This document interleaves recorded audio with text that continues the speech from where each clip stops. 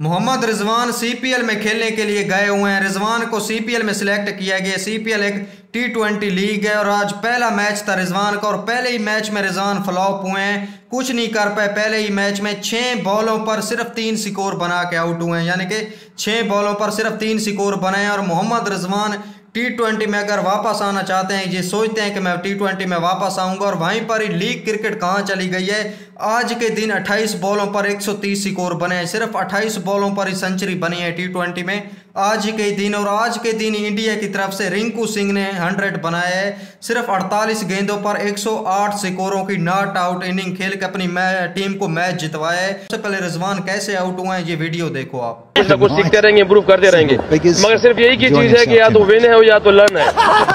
Gone, is he? Oh, I can't believe it. You're gonna have to though, Rizzy.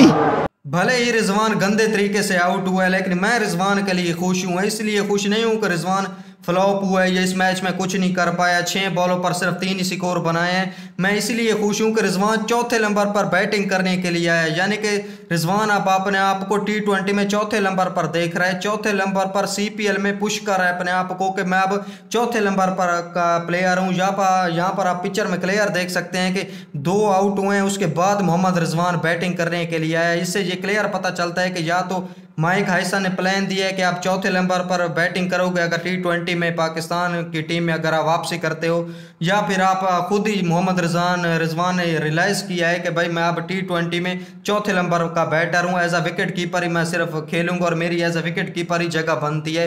देखा जाए तो as a wicket keeper ही सिर्फ जगह बनती है। जो कॉम्पिटिशन आ चुका है, कहीं ना कहीं रिजवान को ये भी पता चल चुका है कि भाई मोहम्मद यहाँ पर बाबर आजम को ये T20 से बाहर निकाल सकते हैं, उसे तीसरे नंबर पर ये नहीं खिला रहे क्योंकि जगह नहीं बनती। तो मैं किस खेत की मूली हूँ, मैं कैसे ओपनिंग में एडजस्ट होऊंगा जब बाबर आजम बाहर बैठ सकता है, जब बाबर आजम तीसरे नंबर पर अपनी जगह नहीं बना सकता। तो मैं इसी वजह से रिजवान अपने आप को पुश कर रहा है कि मैं अब चौथे नंबर पर खेलूं।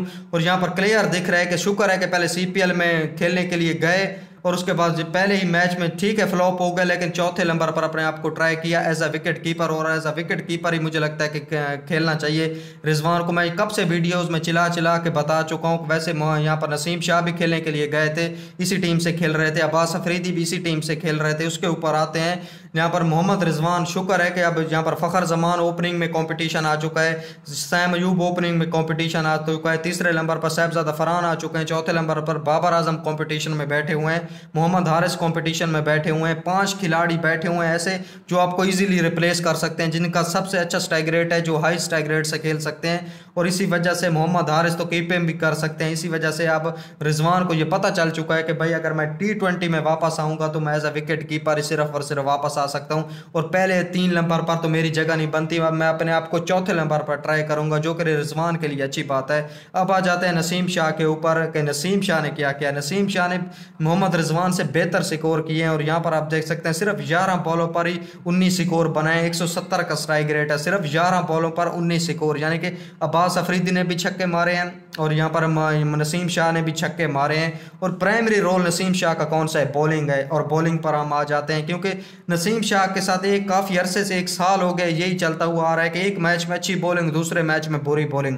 एक मैच में ऐसी बॉलिंग करते हैं कि नसीम वही पुराना नसीम है, वर्ल्ड क्लास बॉलर है, लेकिन वहीं पर ही दूसरे मैच में ऐसा लगता है कि नसीम शाह बस टुल्ले पर अपने नाम पर ही खेल रहे हैं। और सिर्फ और इनके बीच में आ जाती है फिटनेस। नसीम शाह की ऐसी फिटनेस नहीं है कि वो इंटरनेशनल में वो पहले वाली यहाँ पर बॉलिंग कर पाए या वो ऐसा नंबर अचीव कर पाए जो यहाँ पर जसप्रीत बुमराह, मिचेल स्टार्क जैसे बॉलर करते हैं। यहाँ पर आप देख सकते हैं सीपीएल में पहले ही मैच में 4 ओवर में 32 स्कोर, 2 विकेटें निकाली हैं 8 की इकोनॉमी है, यानी कि एक अच्छा यहाँ पर मैच गया है बल्ले से भी बॉल से भी। यहाँ पर नसीम शाह के लिए 4 ओवर में 32 रन, 2 विकेटें, यानी कि एक अच्छा मैच गया है। लेकिन पिछला मैच वहीं पर ही एक भी विकेट नहीं मिली और कोई 40 से प्लस स्कोर खाए थे, यानी कि एक मैच अच्छा जाएगा तो दूसरा मैच बुरा जाएगा। इससे ये पता चलता है कि यहाँ पर नसीम शाह की फिटनेस अच्छी नहीं है। वहीं पर रिंकू सिंह की मैंने बात की।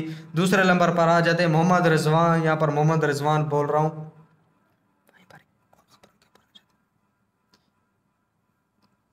अगली खबरों के ऊपर आ जाते हैं। मोहम्मद आमिर के फैंस के लिए अच्छी खबर है कि आमिर ने 400 विकेटें कंप्लीट कर ली हैं, यानी कि T20 में 400 विकेटें यहाँ पर मोहम्मद आमिर ने कंप्लीट कर ली हैं। ये इंटरनेशनल और यहाँ पर लीग्स का मिला के यानी कि 400 विकेटें T20 में मोहम्मद आमिर की कंप्लीट हो गई हैं। इंटरनेशनल और लीग्स की मिला के ये 400 विकेटें, यानी कि मोहम्मद आमिर के फैंस के लिए ये एक अच्छी खबर है कि यहाँ पर मोहम्मद आमिर 400 विकेटें, यानी कि काफ़ी ज़्यादा होती हैं 400 विकेटें। वहीं पर हम आ जाते हैं कि ये जो ट्राई नेशनल सीरीज़ खेली जा रही है, वहीं पर ही यहाँ पर बाबर आजम को ये कहा जा रहा है कि स्टैंड बाय पर रखा जा रहा है। यहाँ पर कोशिश ज़रूरत पड़ी तो बाबर को यहाँ पर एशिया कप के स्क्वाड में डाला जाएगा। लेकिन मेरी आप बात सुने सबसे पहले गौर से कि मोहम्मद यहाँ पर बाबर आजम को T20 में मेरे हिसाब से एशिया कप में नहीं आना चाहिए। इसके पीछे एक बड़ी वजह है कि अगर वो एशिया कप में आते हैं, उसकी फॉर्म नहीं है, वहाँ पर वो फ्लॉप हो जाते हैं, तो दोबारा बंदूकों का रुख बाबर के ऊपर हो जाएगा। हर किसी को टाइगर टुल्लो शुल्लो हर किसी को भूल जाएंगे, सिर्फ बाबर के ऊपर आ जाएंगे।